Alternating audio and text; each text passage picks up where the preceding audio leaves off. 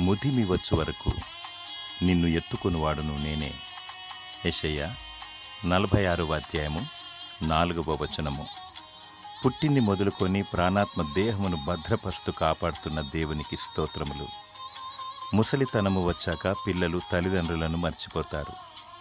భార్య ప్రభావం ద్వారాను, భర్త ఒత్తిడి ద్వారాను వృద్ధ తల్లిదండ్రులను వేరు స్థలములో లేక ఆశ్రయములో ఉంచుతారు.